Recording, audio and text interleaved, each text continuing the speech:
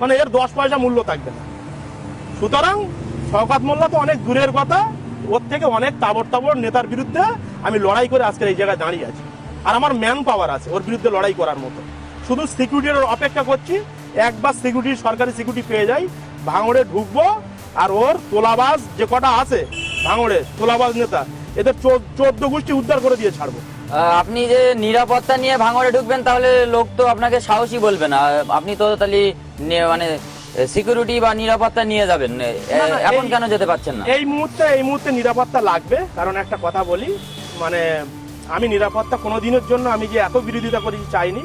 কারণ এই মুহূর্তে আমার যে লড়াইটা, আমার কিন্তু ত্রিকোণমুখী লড়াই হয়ে যাচ্ছে।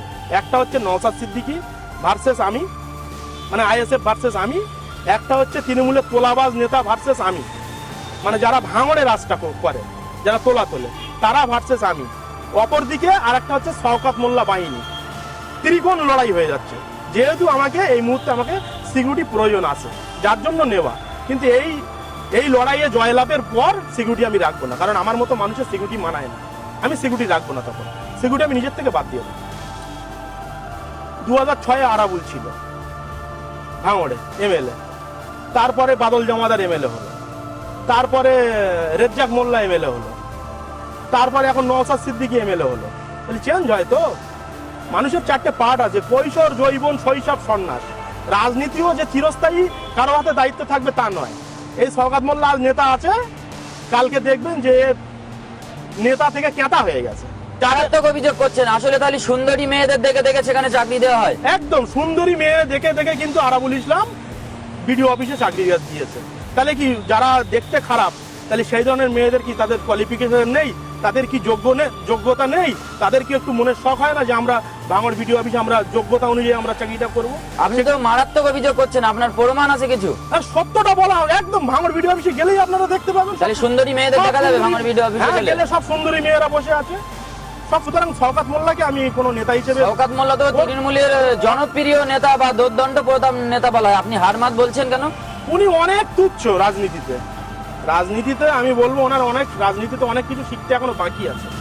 কারণ ওনার এটা ভাবা দরকার যে ভাঙড়ে 2016 সালে যখন শাসক দলের বিরুদ্ধে কারো কথা বলার ক্ষমতা ছিল না, সে কিন্তু শাসক দলের বিরুদ্ধে সংগঠন খাড়া করেছিল। এবং আজকের আমার সংগঠন ভাঙিয়ে নওশাদ সিদ্দিকী আজকের এমএলএ। এই 1-2 দিনের মধ্যেই দেখা গেছে যে আপনি শীতার্তদের মাঝে কম্বল বিতরণ করছেন। রফিকুল ইসলাম কোথা থেকে পয়সা পায়? কেন, আমি নিজস্ব বিজনেস করি, আমার ফিশারি আছে, আমার চাষবাস আছে। এ তো আজ থেকে করছি না, আমি সেই স্কুল লাইফ থেকে, মানে ক্লাস যখন 10-এ পড়ি তখন থেকে আমি মানুষের পাশে দাঁড়াই। আপনি চাষ করেন? হ্যাঁ, আমি নিজে চাষ করি না, আমি লোক দ্বারা দিয়ে চাষ করাই। আমার ফিশারি আছে, মানে জলকার আছে আমার। আমি মানে কন্ট্রাক্টারি করি। আমি তো মানে আজ থেকে না, আমি একজন মানে সিনিয়র বিজনেসম্যান, মানে আফটার 2012 সাল থেকে আমার এই বিজনেস। এটা তো ভাঙড়ের মানুষ, সারা ওয়েস্ট বেঙ্গলের মানুষ জানে বললে ভুল হবে না। এবং আমার এই বুকে কিন্তু রিভলভার ছুঁড়ে মারা হয়েছিল। কারা মেরেছিল? তৃণমূলের যে শওকত মোল্লা আশ্রিত যে নেতা অদূত মোল্লা, তিনি আমার উপরে হামলা চালিয়েছিল। আমার উপরে যখন আমাকে তেড়ে ধরতে পারিনি, তখন চিলেতলা সংলগ্ন একটা মোড় আছে মাঠে, সেই মোড়ে কিন্তু আমাকে বাইকের পিছন দিয়ে, আমি বাইকের নতুন ক্লাসে তখন দেখছিলাম, একজন উঠে আমাকে রিভলভার ছুঁড়ে আমার বুকে মেরেছিল। কি বলছেন আপনি? তৃণমূল কংগ্রেস করেন আর তৃণমূল কংগ্রেস দ্বারাই আপনি আক্রান্ত, এমনকি খুনের পর্যন্ত অভিযোগ করছেন? হ্যাঁ, একদম সেম টু সেম। আমি রাজ্জাকের মতো ওই দিনকে আমি মার্ডার হয়ে যেতাম। এবং তৎক্ষণিক কিন্তু আমি শওকত মোল্লা সাহেবকে ফোন করি এবং ওনাকে বলি পুরো বিষয়টা। কিন্তু সেখানে উনি বলে যে অদূত এই ধরনের কাজ করতেই পারে না। সেক্ষেত্রে পরের দিন থেকে অদূতকে সঙ্গে নিয়ে বিভিন্ন জায়গায় মিটিং মিছিল সব জায়গায় যেমন ঘুরে তেমন ঘুরছে। তো আমি তখন বিষয়টি কি পুলিশকেও জানিয়েছিলেন? না, আমি পুলিশকে জানাইনি, কারণ আমার পুরোপুরি আস্থা ছিল যে শওকত মোল্লা আমার পাশে দাঁড়াবে। কিন্তু সেই সময় তাকে আমি পাশে পাই। আপনি আশা হতো, মানে তাকে পাশে পাননি? না, আমি ওনাকে পাশে পাইনি। উল্টে আমি পুরো বিষয়টা যখন জানতে পারলাম যে এটা সম্পূর্ণ একটা গেম প্ল্যান ছিল। প্রথমে আপনাকে যে প্রশ্নটা করব, আপনি ছিলেন হাতের নেতা, কংগ্রেসের নেতা, কংগ্রেসকে প্রতিষ্ঠিত করার চেষ্টা করেছিলেন। তৎকালীন বিরোধী দলনেতা দুর্দণ্ড প্রতাপ কংগ্রেস নেতা অধীর চৌধুরীকে আপনি ভাঙড়ে এনেছিলেন। কিছুদিন আগে আপনাকে দেখা গেছে আপনি তৃণমূলের দুর্দণ্ড প্রতাপ নেতা শওকত মোল্লার হাত ধরে সোনপুর বাজার থেকে আপনি তৃণমূলে যোগদান করেছেন। কিছুদিন চলার পরেই আপনি হঠাৎ শওকত মোল্লার বিরুদ্ধে এই বিস্ফোরক সমস্ত অভিযোগ করতে শুরু করেছেন। কেন, হঠাৎ কি হলো? 19 মানে আগের মাসে যখন আমার উপরে হামলা হয়, তানারই এক দুষ্কৃতিমূলক নেতা অদূত মোল্লা দ্বারা, তো সেক্ষেত্রে কিন্তু আমি তানাকে পাশে পাইনি। তাহলে সেখানে আলটিমেটলি সেই অদূত মোল্লা, সেই দিনকে কিন্তু আমি ঠিক রাজ্জাক খানের মতো আমি খুন হয়ে যেতাম। তো কারণ আমি যে যখন কংগ্রেসটা করি 2016 সাল থেকে, আমি ভাঙড়ের বিধানসভার চেয়ারম্যান এবং ভাঙড় 2 নম্বর ব্লকের কংগ্রেস সভাপতি ছিলাম। তো সেক্ষেত্রে আমি যখন তৃণমূল কংগ্রেসে যখন যোগদান করেছি, আমার উপরে যে হামলাটা হলো সেটা হলো যে যখন দেখছে যে এর কাছে লোকজন অনেক বেশি বা জনপ্রিয়তাটা অনেক বেশি, তখন কিন্তু মানে আমাকে এই মার্ডারের ছকটা করা হয়েছিল। এটা আমি মানে রীতিমতো এটা আমার নিজের থেকে ভেসে এসছে, বা আমি বিভিন্ন খবর মারফত আমি এটা পুরোপুরি সিলেক্টেড, এবং আমি বুঝতে পারলাম যে পুরোপুরি মার্ডারের চক্রান্ত এই কারণেই যে আমার যে জনপ্রিয়তাটা সেটা যারা তোলাবাজ নেতা তাদের সহ্য হচ্ছিল না। শওকত মোল্লার মানে কার্যত কি বলবো, ভয়ে বলুন আর ভালোবাসায় বলুন, তা নিয়ে বিতর্ক রয়েছে, কিন্তু তার বিরুদ্ধে কেউ মুখ খুলতেন না। মানে বাগে গরুতে তৃণমূলের সব পক্ষ মানে এক ঘাটে কার্যত জল খেত। সেখানে রফিকুল ইসলাম কংগ্রেস থেকে শওকত মোল্লার বিরুদ্ধে মানে বিরুদ্ধাচারণ করছেন, মানে প্রায় নিয়ম করে প্রত্যেক দিন তার বিরুদ্ধে কথা বলছেন। রফিকুল ইসলাম আসলে এই সাহস কোথা থেকে পাচ্ছে? এত সাহসী রফিকুল ইসলাম? দেখুন, এটা আমি বলি, কারণ যার কাছে মানুষ আছে, জনগণ যার কাছে আছে, সেই হলো নেতা। সুতরাং এই যে আমি আজ থেকে রাজনীতি করছি এ নয়। শওকত মোল্লার মতো অনেক হারমাদদের বিরুদ্ধে আপনারা দেখেছেন যে ভাঙড়ের বুকে হাজার হাজার আমি আন্দোলন করেছি, এবং প্রয়াত নেতা মাননীয় সৌমেন মিত্রকে এনে 2টো মিটিং করেছি, আরও রাজ্য নেতৃত্ব এনে মিটিং করেছি, এবং তৎকালীন ভারতবর্ষের বিরোধী দলনেতা ছিল অধীর রঞ্জন চৌধুরী, তানাকে এনেও আমি 15,000 লোক নিয়ে মিটিং করেছি। সব ভাবা দরকার যে আমি ঠিক কার পিছনে লেগেছি, এটা আমার ভাবা দরকার। আচ্ছা, আপনি শুধু শওকত মোল্লার বিরুদ্ধে ধারণ করছেন তা নয়, আপনি তৃণমূলেরই আর এক নেতা আরাবুল ইসলামের বিরুদ্ধেও আপনি কার্যত কথা বলছেন, আবার একদিকে কাইজারের একটু পক্ষ নিচ্ছেন, এবং আপনি ইদানিং কয়েকদিন আগে ফুরফুরার পীরজাদা তওয়া সিদ্দিকী সাহেবের সঙ্গে আপনার কল রেকর্ড ভাইরাল হয়েছে। তিনি আরাবুল সাহেবের পক্ষে না বলার জন্য আপনি অনুরোধ করেছেন, এবং শোনা গেছে আপনার সেই কল রেকর্ডে ভাইরাল হওয়া যে আপনি একটু কাইজার, ঠিক আছে কাইজারের পক্ষে বলবেন বলুন, কিন্তু আরাবুল শওকত কি আরাবুলের পক্ষে বলবেন, এটাই বা কেন? দেখুন, আমি কিন্তু যখন তৃণমূল কংগ্রেসে যোগদান করেছিলাম, রীতিমতো আমার সঙ্গে শওকত মোল্লার ফাইনালি কথা হয়েছিল যে আরাবুল ইসলাম আর কোনোদিনও দলে ফিরবে না। কিন্তু তৃণমূল কংগ্রেসে আমি যাওয়ার পরে দেখলাম যে শওকত মোল্লা যেমন তোলাবাজ, তাহলে আরাবুলের বিরুদ্ধে আমি বিগত দিনে আমি রাজনীতিটা করেছি, তাহলে আরাবুল আর শওকত মোল্লা কি পার্থক্য হলো? এইদিকে আরাবুল ইসলাম বলছে শওকত মোল্লা কি ভাঙড়ে মধুর হাড়ি পেয়েছে, আর ওইদিকে শওকত মোল্লাকে যখন জিজ্ঞাসা করা হচ্ছে তখন শওকত মোল্লা বলছে তাহলে কি আরাবুল ইসলাম মধুর হাড়ি চেটে চেটে কি অভ্যাসে পরিণত হয়েছে? সুতরাং আমার যে চলাচলতি এটা হলো, কিন্তু মানে আমি আজ থেকে না, বিগত 10 বছর ধরে আমার মূল আন্দোলন হচ্ছে ভাঙড়কে সুস্থ ভাঙড় গড়ার, বা ভাঙড়ে যাতে আর কোনো মায়ের কোল না খালি হয়, বা ভাঙড়ে যে সমস্ত সরকারি অনুদান আসছে বা রাস্তাঘাট থেকে শুরু করে সব কিছু, সেই যে রাস্তা থেকে 25% 20% করে টাকা নেওয়া, যাতে এই ধরনের মানে উন্নতিমূলক কাজ থেকে ভাঙড় না পিছিয়ে যায়, ভাঙড়ের বঞ্চিত মানুষ না পিছিয়ে যায়, সেক্ষেত্রে তোলাবাজ নেতাদের বিরুদ্ধে আমার আন্দোলন বিগত 10 বছর আগে ছিল, আজও আছে। তাহলে আপনি আরাবুল বা শওকতের বিরুদ্ধে মানে আসলে বিরোধিতা করবেন, কাইজারের একটু যে পক্ষে নিলেন, আসলে এটা এই ব্যাপারটা কি? আপনারা ভুল বলছেন যে আমি কাইজারকে পক্ষ নিয়েছি, এটা নয়।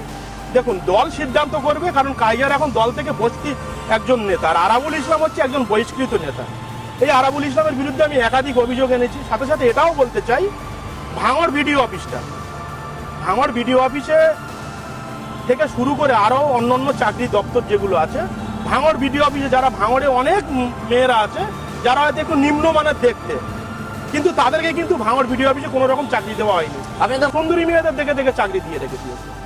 এবং যে আজকের এই শওকত মোল্লার কথা আপনারা বলছেন, যে বারবার বলছেন তোলাবাজ বলছি আমি, তো সেক্ষেত্রে হারমাদকে উদ্দেশ্য করে আমি একটা কথা বলতে চাই। আপনারা নিশ্চয়ই ভাঙড় কলেজে গিয়েছেন, কলেজ থেকে ফুলবাড়ির দিকে একটা রাস্তা নেমেছে, যেটা আপনার ফুলবাড়ির উপর দিয়ে ওইদিকে সরাসরি গিয়ে চণ্ডীপুর হাই স্কুল মাঠে উঠছে, চণ্ডীপুর স্কুল মাঠ পর্যন্ত। এই রাস্তাটা কিন্তু 2022-এর লাস্টে, এটা প্রধানমন্ত্রী সড়ক যোজনা রাস্তা, 2022-এর লাস্টে কিন্তু রাস্তাটা নির্মাণ হয়েছিল। রাস্তাটা একটু আধটু জায়গায় ফাউটে গিয়েছিল। বেশ কিছুদিন আগে একটা টেন্ডারটা পাস করিয়েছে 38 লক্ষ টাকা। সেই টেন্ডারে দেখা গেছে যে 2 গাড়ি থেকে 3 গাড়ি ব্যালেন্স ফেলেছে, যেটা বড় সাইজের যে ব্যালেন্স পাথর হয় সেটা ফেলে রোলার দিয়ে ছেড়ে দিতে 2.5 থেকে 3 লক্ষ টাকা খরচ করেছে। তাহলে যদি 38 লক্ষ টাকা টেন্ডার হয়, 3 লক্ষ টাকা যদি খরচা হয়, তাহলে সেখানে 35 লক্ষ টাকা সেই রাস্তা থেকে কাটমানি তুলে নিয়েছে। যে বড় নেতা, যে বড় হারমাত, সে একা নিয়েছে 20 লক্ষ টাকা, আর বাকি 15 লক্ষ টাকা যারা খুচরো নেতা তারা নিয়েছে। তাহলে সেক্ষেত্রে আমি তো বারবার যখন তৃণমূল উপনেতৃত্বরা আমাকে ডাকছে, আমি বলছি যে ভাঙড় তৃণমূল কংগ্রেস জয়লাভ করবে, এবং আমি দলে ফিরে আসাতে ভাঙড় তৃণমূল কংগ্রেস খুবই শক্তিশালী। কিন্তু সেক্ষেত্রে যারা প্রকৃত তোলাবাজ, যারা ভাঙড়ের উন্নয়নকে পিছিয়ে দিতে চায়, যারা দিদির যে 94টা প্রকল্প সঠিকভাবে মানুষের কাছে পৌঁছাচ্ছে না, তাদেরকে সরিয়ে তৃণমূল কংগ্রেস দলটা গঠন হবে, সেই সুচেষ্টাই আমি চালিয়ে যাচ্ছি। সাম্প্রতিককালে আপনাকে তৃণমূল ভবনে যেতে দেখা গেছে এবং বিধাননগরের চেয়ারম্যান তথা তৃণমূলের বারাসাত সাংগঠনিক জেলারও তিনি চেয়ারম্যান, তার সঙ্গে আপনার ছবি দেখা গেছে। আসলে আর কার কার সঙ্গে আপনি দেখা করলেন এবং কি কথা হলো, বা ভাঙড়ের বিষয় নিয়ে আলাদা করে কোনো কথা হলো কিনা? না না, আমি একদম অধঃপতন ভাবে রাজ্য স্তরের পর্যন্ত, আমি যেহেতু আমাকে যে মার্ডারের চক্রান্ত করা হলো যখন, তখন কিন্তু আমি আর বসে নেই। কারণ আমার একটা চ্যানেল, ওটা ভাঙড়বাসী জানে যে ওর চ্যানেলটা সম্পূর্ণ আলাদা। সুতরাং আমি সেই চ্যানেলটাকে কাজে লাগিয়েছি এবং রাজ্য নেতৃত্বের কাছে বারবার তাঁরা ডাকছে এবং আমি যাচ্ছি। ইতিমধ্যে আজকের মাননীয় মুখ্যমন্ত্রী মমতা ব্যানার্জি মহাশয়, যিনি ভাই রঞ্জিত ব্যানার্জি মহাশয়, তাঁর সঙ্গে আমার টেলিফোনে কথা হয়েছে এবং খুব শীঘ্রই আমি যাতে পশ্চিমবঙ্গবাসীর মানবিক মুখ্যমন্ত্রী মাননীয় মমতা ব্যানার্জি মহাশয়ের কাছে গিয়ে নবান্ন 14 তলাতে গিয়ে আমি দেখা করব এবং ভাঙড়ের টোটাল বিষয়টা নিয়ে আমি তুলে ধরবো যে ভাঙড়ে আজকের মানুষ আজকের কেন আইএসএফটা করতে গিয়েছিল, বা কেন এখন আইএসএফ এর দিকে যাচ্ছে কম বেশি। তাহলে ভাঙড়ে কিন্তু তৃণমূল কংগ্রেস বিগত দিনে মানুষ বামফ্রন্টকে সরিয়ে যেমন তৃণমূল কংগ্রেসকে এনেছিল, ভাঙড় তৃণমূল কংগ্রেসের ফিরবে। সুতরাং এই কিছু তোলাবাজ নেতা, তাদেরকে দল থেকে সাইড করতে হবে। ভাঙড় জেতানোর দায়িত্ব ভাঙড়ের মানুষের, এবং আমিও তাতে মুখ্য ভূমিকা পালন করব। সেটা নিয়ে নিশ্চয়ই বৈঠক করবো আমি। আপনি আইএসএফ থেকে নির্বাচিত যিনি বিধায়ক নওশাদ সিদ্দিকী, তখন আপনাদের সঙ্গে জোট ছিল, আপনি কংগ্রেসে ছিলেন। এই নওশাদ সিদ্দিকীরও আপনার বিরোধিতা করতে দেখা গেছে এবং নওশাদ সিদ্দিকী আপনি জিতিয়েছিলেন বলে আপনি বারবার দাবি করছেন।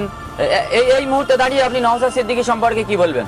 দেখুন, নওশাদ সিদ্দিকীর ক্ষেত্রে বা আইএসএফ এর ক্ষেত্রে একটা কথা বলি, 2021-এর বিধানসভায় কিন্তু এখানে আবেগ কাজ করেছিল, মুসলিম আবেগ। যে ভাঙড়ে 68% 68% যে মুসলিম অধ্যুষিত এলাকা, সেখানে একটা মুসলিম মেজরিটি পার্সেন্ট কাজ করেছিল এবং সেই ঝড়টা আজকের নেই। এবং সেখানে কিন্তু সংযুক্ত মোর্চা হয়েছিল, যেখানে কংগ্রেস, সিপিএম এবং আইএসএফ অ্যাড হয়েছিল, এবং যেখানে আমি মোহাম্মদ রফিকুল ইসলাম আর রশিদ গাজী, ভাঙড় 1 নম্বর ব্লকের শরীফুল, আমরা নেতৃত্ব দিয়ে নওশাদ সিদ্দিকীকে এমএলএটা করেছিলাম। নওশাদ সিদ্দিকী যেটা ভাবছে যে আমি আজকের রফিকুল ইসলাম 1 মাস 8 দিন মতো ভাঙড়ে প্রোগ্রাম করছে না, ও তো নওশাদ সিদ্দিকী অলরেডি ভাঙড়ে প্রোগ্রাম ছেড়ে দিয়েছিল করা। যে বারবার দেখছিল যে আমি তো ভাঙড়ে আর নতুন করে সংগঠনটা করতে পারবো না, কিন্তু যখন দেখলো যে শওকত মোল্লার থেকে আমি দূরে আছি, তখন আবার নতুন করে এখন সংগঠনের দিকে কাজকাম করছে। তো আমি তাকে বলবো যে আমি এর আগে একটা এতে বলেছিলাম যে আমাকে তৃণমূল কংগ্রেস অস্ত্রটা দিয়েছে, আমি যে কংগ্রেস থেকে তৃণমূলে যোগদান করেছি, তৃণমূল কংগ্রেস যে শাসক দল, এটা হলো আমার একটা আমার কাছে একটা বড় পাওনা, অস্ত্র। তো সুতরাং আমি বলেছিলাম যে আমাকে পাঁটাটা দেওয়া হোক জবাইয়ের জন্য। যখন পাঁটাটা আমার হাতে এসে যাবে, এই আইএসএফ বলে ভাঙড়ে কোনো কিছু থাকবে না, এটা আমি দায়িত্ব সহকারে বলছি। কি বলছেন, নওশাদ সিদ্দিকী তো কোনো মিছিল বা সভা করলে একেবারে লোক আরণ্য হয়ে যাচ্ছে, তাহলে 26-এ কি ফল হবে বলছেন? দেখুন, এটা নওশাদ সিদ্দিকী ও একটা কি বলবো, একটা বিভিন্ন জায়গা থেকে যে রাজ্য সম্মেলনটা করলো, শুধু যে ভাঙড়ের লোক তা নয়, বিভিন্ন জায়গা থেকে লোক এনেছে। এবং বর্তমানে যে আমাদের শাসক দলের ভিতরে ভাঙড়ে যে একটা দ্বন্দ্ব চলছে, এই দ্বন্দ্বটা মেটার অপেক্ষায় মানুষ আছে। সুতরাং মানুষ একটু সাইচিড হয়ে কিছু যাচ্ছে ওইদিকে। এবং যখন আমি বারবার বলছি যে যখন ন্যায্য বা নিরপেক্ষ বা কোনো একজন সৎ মানুষের কাছে এই ভাঙড়ের তৃণমূল কংগ্রেসের দায়িত্বটা এসে পড়বে, আইএসএফ বলে কি জিনিস ভাঙড়ে থাকবে না। আচ্ছা, আপনি এই বিভিন্ন কথা বলছেন, কেউ আপনার পক্ষ নিচ্ছে, কেউ আপনাকে বাহবা দিচ্ছেন, বিশেষ করে শওকত মোল্লার বিরুদ্ধে কথা বলার জন্য, যার বিরুদ্ধে কেউই কোনো কথা বলতে পারতেন না ক্যানিং পূর্ব বা ভাঙড়ে। মানে তথাকথিত তিনি একচ্ছত্র আধিপত্য বিস্তার করতো, মানে ওনার বিরুদ্ধে কেউ কথা বলতো না। জানি না সেটা হয় ভয়ও হতে পারে, ভালোবাসাও হতে পারে। আবার কেউ কেউ আপনাকে কটাক্ষ করছে, আপনার মাথা ঠিক নেই, পাগল হয়ে গেছেন বলে কটাক্ষ করছে। আপনি আসলে কি সত্যি আপনার মাথা ঠিক আছে, মানে মাথা ঠিক রেখেই বলছেন? I am N intelligent man. আমার ভিতর লজিক, কোয়ালিফিকেশন, আমি একজন এডুকেটেড। সুতরাং আমি একটা কথা বলতে চাই, যারা এই কথা বলছে তারা রফিকুল ইসলাম আতঙ্ক তাদের ভিতরে কাজ করছে, যে রফিকুল ইসলাম ঢুকে গেলে তারা আর তোলা তুলতে পারবে না। আর শওকত মোল্লার বিরুদ্ধে তো দূরের কথা, আমি খুদ অধীর রঞ্জন চৌধুরীর বিরোধিতা করে আজকে শুভেন্দু সরকারের সভাপতি করে দিলাম দিল্লিতে বারবার গিয়ে। ও তো কালকের কাজ চুনোপুটি, ওকে আমি চুনোপুটি বলে মনে করি। বাংলায় একটা কথা আছে, কত হাতি গেল রসাতালে, মশা বলো কত জালে। আপনারা নাম শুনেছেন লক্ষণ শেঠের? সিপিএম পিরিয়ডে বাম জমানায় যার নাম শুনলে আচ্ছা আচ্ছা এসপি ডিএসপিরা প্যান্টে প্রস্তাব করে ফেলতো, সে লক্ষণ শেঠ কোথায় গেল? যে সাত্তার মোল্লার নাম শুনলে ভাঙড়ে সাধারণ ভ্যানওয়ালারা ভয়তে খালে লাভ মারত ভ্যান নিয়ে, সাত্তার মোল্লা কোথায় গেল? আজকে শওকত মোল্লাকে দেখছেন, কালকে দেখবেন তিহারে গিয়ে বসে আছে, জেলে গিয়ে। কারণ এই রাজনীতিটা ও ঠিক জায়গায় পড়েছে, ও রফিকুল ইসলামের পাল্লায় পড়েছে। ওর জামানত বাজেয়াপ্ত করে দিয়ে ছাড়বো, এবং ওর যা করবো, ওর সাত পুরুষ রু পর্যন্ত কেঁপে উঠবে। কে জিতবে এই লড়াইয়ে, শওকত মোল্লা না রফিকুল সেটা ইসলাম? সময় কথা বলবে। রফিকুল ইসলাম কি জিনিস সেটা অলরেডি ভাঙড়ে আইপ্যাকের টিম সার্ভে করে রিপোর্ট উঠে এসছে। খুব শীঘ্রই এই ডিসেম্বরের ভিতরেই মানুষ জানতে পারবে বা বুঝতে পারবে কার দৌড় কতটা আছে। আপনি তো এখন সম্ভবত ভাঙড়ে নেই, আপনি কবে ভাঙড়ে ফিরবেন? সমহিমায় আপনাকে ভাঙড়ে কবে থেকে দেখা যাবে? আমি সিকিউরিটি অ্যাপ্লাই করেছি বিভিন্ন কোথায় করেছেন, দলে না আদালতে? হ্যাঁ, দলের মাধ্যমে আমি মানে কথাবার্তা বলে অলরেডি আমি একটা লিখিত দলের একজনের কাছে, আধিকারিকের কাছে আমি অলরেডি দিয়েছি। আমার সিকিউরিটি অ্যালার্ট হয়ে গেলেই আমি ভাঙড়ে যেমন পার্টি অফিসে বসতাম, আর ভাঙড়ের মানুষ অপেক্ষায় আছে। যারা তোলাবাজ নেতা তারা সেদিনই বুঝতে পারবে, যেদিন আমি ভাঙড়ের মাটিতে পা রাখবো, ভাঙড়ের জনজোয়ার সৃষ্টি হবে। ঠিক চৈত্র মাসে 16 চৈত্র মেলা লাগলে ঠিক যেমন মানুষ আসে, আমাকে দেখতে মানুষ ঠিক তেমন আসবে। আপনি ভাঙড়বাসীর উদ্দেশ্যে কি বলবেন? ভাঙড়বাসীর উদ্দেশ্যে আমি বলবো যে ভাঙড় নিরপেক্ষ ভাঙড় গঠন হবে, তোলাবাজ মুক্ত ভাঙড় গঠন হবে, এবং ভাঙড়ের যে একটা ছেলে বা একটা মেয়ে ভালো জায়গায় বিবাহ হয় না, এই দুর্দিন থেকে ভাঙড়বাসী স্বস্তি পাবে। এবং দূরে থেকে আসা হারমাত, তার যে অত্যাচার বা তিনি আসার পরে যেভাবে খুনের রাজনীতি চলছে, এই খুনের রাজনীতি বন্ধ হবে। আপনারা একটু ধৈর্য ধরুন, শান্ত ভাঙড় গঠন হবে, আপনারা অধৈর্য হবেন না। আর শওকত মোল্লার ডাকে আপনারা কোনো মিটিংয়ে যাবেন না, কারণ আমি বিভিন্ন শওকত মোল্লা তো এখনো তৃণমূল নেতা, আপনি একজন তৃণমূল কর্মী হয়ে আপনি তৃণমূল বিরোধী কথা বলছেন তো? দেখুন, আমি অ্যাজ এ তৃণমূলের একজন সৈনিক, আমি কেউ যদি আমাকে নেতা বলে দাবি করে, আমি নেতা বলে আমি বলবো না। যতটুকু আমি ওপর লেভেল পর্যন্ত খবর নিয়েছি বা আমি জেনেছি, ও ভাঙড়ের কোনো অবজারভার মডেল বলে কিছু নেই, এটা অভিষেক বন্দ্যোপাধ্যায় বলেছে।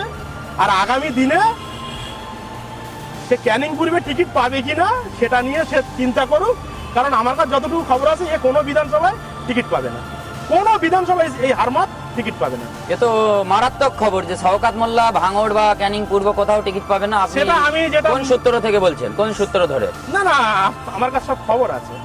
কারণ আমি দেখুন, আমরা হচ্ছি মানে, আমি রাজনীতিটা যখন করেছি, আমি কিন্তু প্রয়াত নেতা মাননীয় সৌমেন মিত্রর হাত ধরে রাজনীতিটা করেছি।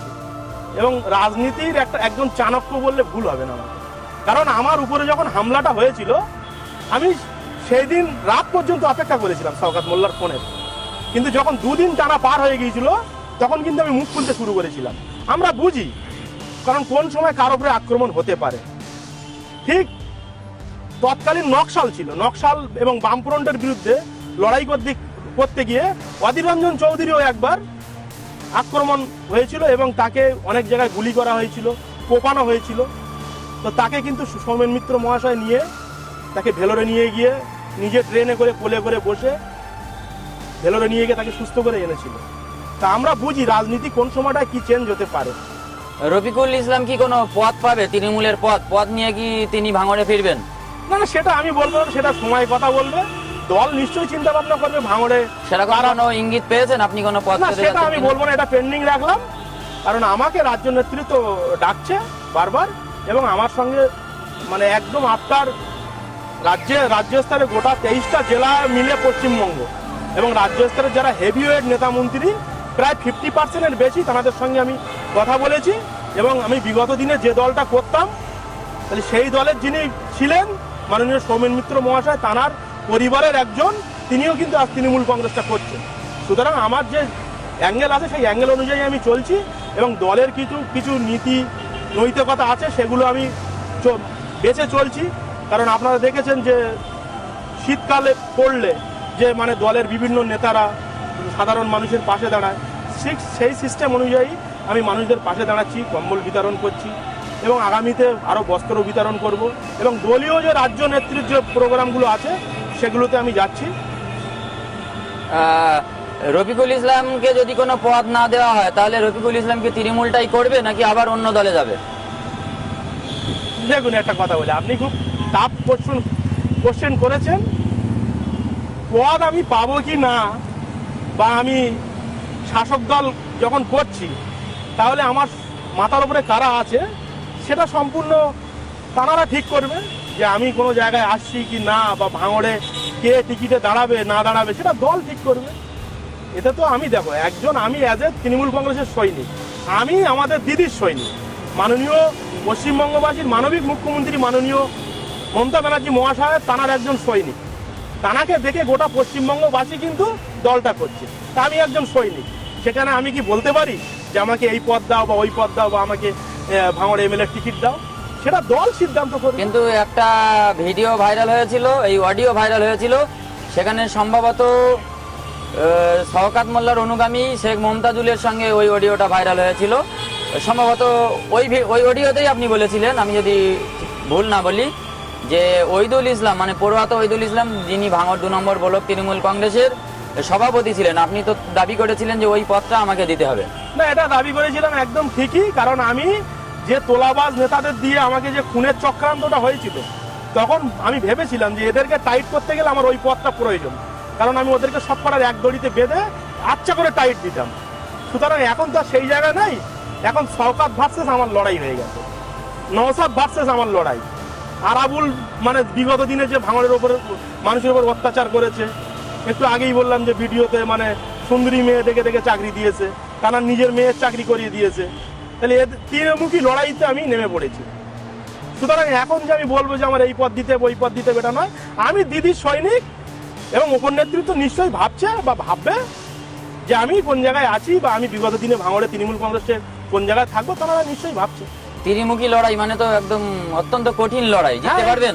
এই লড়াই আমার জীবনের সব থেকে বড় লড়াই, আর এই লড়াইতে আমি মনে করি সব থেকে যে যাদের পিছনে আমি আমপান থেকে লকডাউন থেকে আমি মানুষের পিছনে দাঁড়িয়েছি, আমাকে মানুষ, ভাঙড়ের মানুষ জনজোয়ার সৃষ্টি করে এই লড়াই আমার সাথ দেবে, এটা আমি আত্মবিশ্বাস। আপনাকে যে আমি কি ধরনের বিজনেস করি বা আমার কি আছে, আর একটা জিনিস কি আমি মানে মানব সেবাকে শ্রেষ্ঠ সেবা হিসেবে মনে করি, কারণ উপর আল্লাহ পাকও বলেছে, ভগবানও বলেছে যে মানব সেবার উপরে কোনো সেবা হয় না, মানুষের পাশে দাঁড়ানো তা আমি একটা আমার নৈতিক কর্তব্য বলে মনে করি। আমি তো অলরেডি 2850 পিস বলেছি যে আমি ব্ল্যাঙ্কেট দেবো, ওটা আরও 150 বেড়ে 3000 দাঁড়িয়েছে। আমি এই ডিসেম্বরের 10 তারিখের ভিতরে অলরেডি কাল থেকে দেওয়া শুরু করেছি। 3000 আমি ব্ল্যাঙ্কেট আমি ভাঙড়ের মানুষের জন্য দিচ্ছি। আপনি ভাঙড়কে কিভাবে দেখতে চান? আপনি বলছেন দুর্নীতি মুক্ত ভাঙড়, তো আসলে কেমন ভাঙড় দেখতে চান? হ্যাঁ, দুর্নীতি মুক্ত ভাঙড় করবো, আর এটা আমার মূল টার্গেট। যদি দুর্নীতি মুক্ত ভাঙড় না গড়ে তুলতে পারি, এত বড় কথাটা বলা ঠিক হবে না, তবুও আমি বলছি।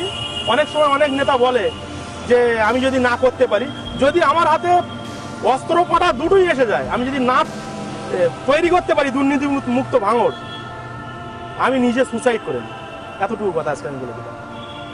এটা তো বেআইনি কথা, সুইসাইড বা আত্মহত্যা করা ভারতে আইনে তো অপরাধ। না না না না, আব্বাস সিদ্দিকী কেন বলেছিল যে দক্ষিণ 24 পরগনা 31টা সিট যদি না পাই তা আমি গলার টুটি কেটে দেবো? কেটেছিল? কাটতে পেরেছে? কিন্তু আমার কাছে যদি আমি রফিকুল ইসলাম, আমার কাছে যদি অস্ত্র পাটা দুটোই এসে যায়। অস্ত্র পাটা বলতে কি জিনিস? অস্ত্র ওটা যারা বোঝার ঠিক বুঝে নেবে।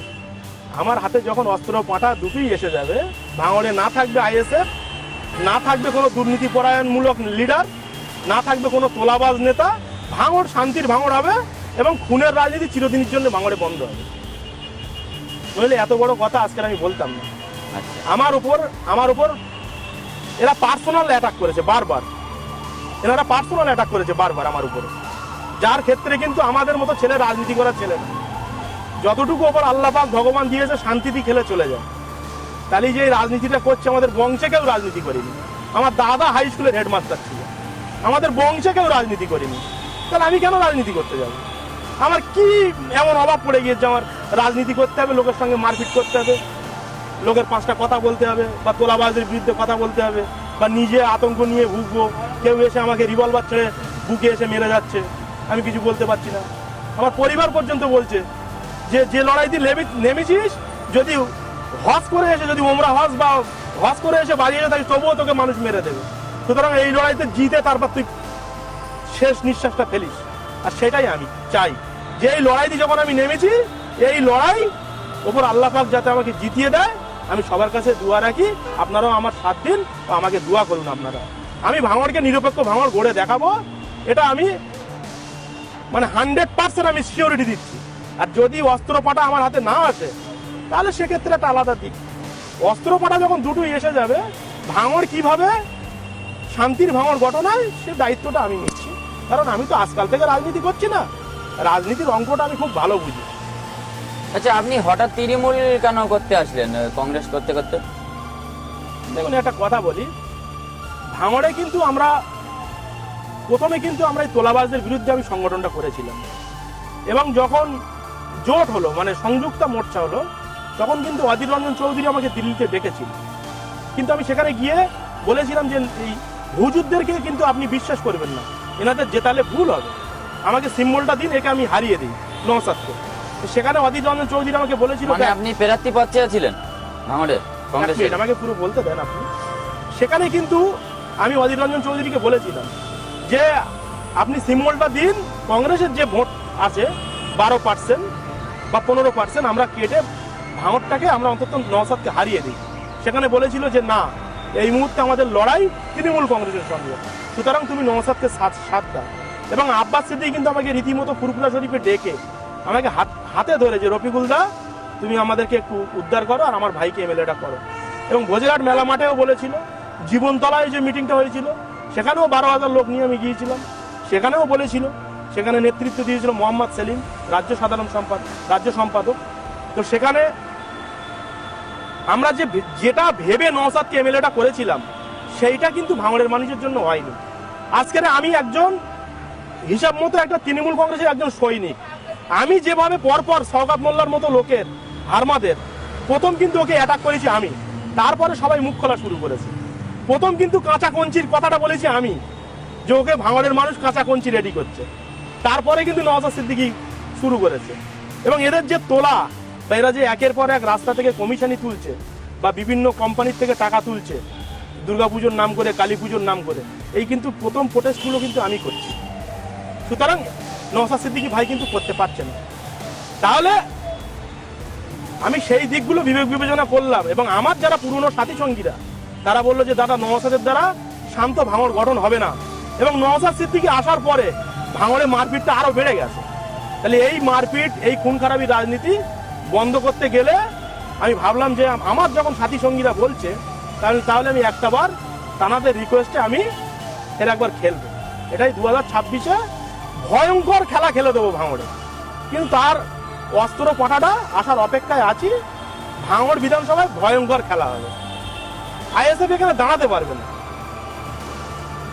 বুথে এজেন্ট দেওয়ার মতো লোক পাবে না, মানুষ সব ঢল নেমে যাবে। মানুষ অপেক্ষায় আছে, মোহাম্মদ রফিকুল ইসলাম বাপির অপেক্ষায় আছে ভাঙড়ের মানুষ। এটা সময় কথা বলবে। আর কিছুটা দিন ভাঙড়বাসীকে আমি বলবো, আপনারা শান্ত থাকুন।